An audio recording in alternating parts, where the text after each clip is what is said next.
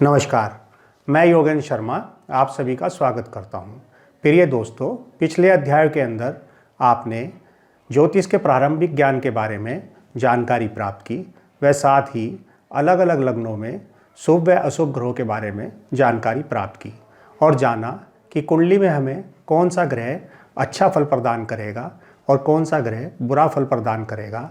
आइए अब हम आज इस एपिसोड के यह जानने की कोशिश करेंगे कि स्थिति अनुसार कुंडली में जो शुभ और अशुभ ग्रह हमें फल प्रदान करते हैं वह फल हमें कब मिलेंगे या उनका समय कब आएगा और हमारे जीवन में ये घटनाएं अलग अलग ग्रहों के अनुसार जो घटनाएं घटेंगी अच्छी या बुरी वह कब घटित होंगी और उनको हम कैसे जान पाएंगे। अब दोस्तों, इस विषय को जानने के लिए हम आगे चलते हैं। घटनाओं के आकलन के लिए हमारे ऋषियों ने हमें एक दशा चक्र के विषय में बताया और कुंडली पढ़ने के लिए अलग अलग दशाओं का वर्णन ग्रंथों में मिलता है, लेकिन सबसे प्रचलित प्रकार हमारे ऋषियों ने हमें विंशोत्तरी दशा के बारे में बताया जो हमारे नवग्रहों से संबंधित है और इस दशा चक्र की कुल आयु 120 वर्ष है।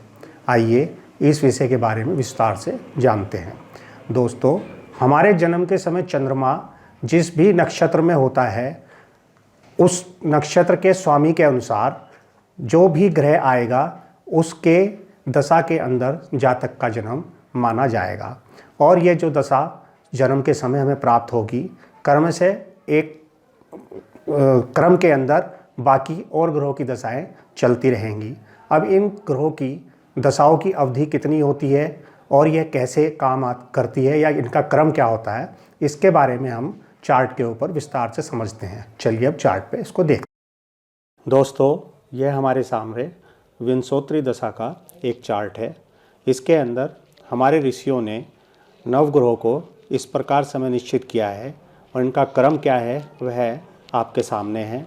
सर्वप्रथम हम सूर्य से शुरू करते हैं और यह एक निश्चित क्रम भी है जो हमें जहाँ पर भी किसी भी कुंडली के अंदर होगा तो उसका क्रम से यही होगा। सर्वप्रथम सूर्य को हमारे ऋषि मुनियों ने 6 साल की अवधि प्रदान की। सूर्य की महादशा 6 साल की होती है। उसके बाद चंद्रमा की महादशा 10 साल। चंद्रमा के बाद मंगल की दशा 7 साल। उसके बाद राहु की दशा 18 साल। उसके बाद गुरु की दशा होती है 16 साल। उसके बाद शनिदेव की समय अवधि है 19 साल। उसके बाद बुधदेव को 17 साल का समय प्राप्त हुआ है। उसके बाद केतुदेव की समय अवधि है 7 साल और उसके बाद शुक्रदेव की समय अवधि है 20 साल। इस तरह से अगर आप इन सब का टोटल करोगे तो 120 साल का जीवन सभी ग्रहों को प्राप्त हुआ है और यह अपनी अपनी ग्रह अवधि के अनुसार जातक की कुंडली में फल प्रदान करते हैं। लेकिन अब यहाँ पर एक सवाल यह आता है कि क्या जब महादशा शुरू होगी और जिस भी ग्रह की दशा चलेगी क्या जीवन भर जैसे 6 साल 10 साल 20 साल की दशाएं हैं जातक को उसी तरह का फल प्रदान होगा, प्राप्त होता रहेगा? नहीं, ऐसा नहीं है। इसका हल हमारे ऋषियों ने यह निकाला है कि इस दशा चक्र को आगे और भी ज़्यादा सूक्ष्म किया और सूक्ष्म करते हुए इसको 5 हिस्सों में डिवाइड कर दिया ताकि जीवन में घटने वाली घटनाओं की सूक्ष्मता से पूरे समय की जानकारी प्राप्त हो सके, सूक्ष्म से सूक्ष्म तरीके से जानकारी प्राप्त हो सके कि यह घटना कब घटेगी। और इसके लिए हमारे ऋषियों ने इस दशा चक्र को 5 भागों में विभाजित किया। सबसे पहली समय अवधि जो महादशा कहलाती है वह ग्रह के अवधि अनुसार कुछ साल की हो सकती है जो साथ में दी गई है। उसके बाद आती है अंतरदशा ग्रह अवधि अनुसार कुछ साल या महीनों में हो सकती है। उसके बाद प्रत्यंतर दशा भी ग्रह अवधि के अनुसार कुछ साल और महीने की होती है। उसके बाद और इसको सूक्ष्म करते हैं तो सूक्ष्म दशा ग्रह अवधि के अनुसार महीने और दिन में होती है।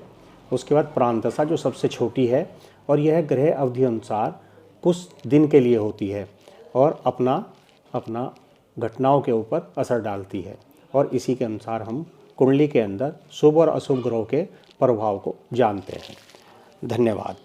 अब मैं आपसे यह निवेदन करना चाहता हूँ, अगर आपको यह एपिसोड अच्छा लगा हो तो कृपया मेरे वीडियो को लाइक कीजिएगा और मेरे चैनल को सब्सक्राइब कीजिएगा ताकि आगे आने वाली वीडियो भी आपको समय पर मिलती रहें। धन्यवाद।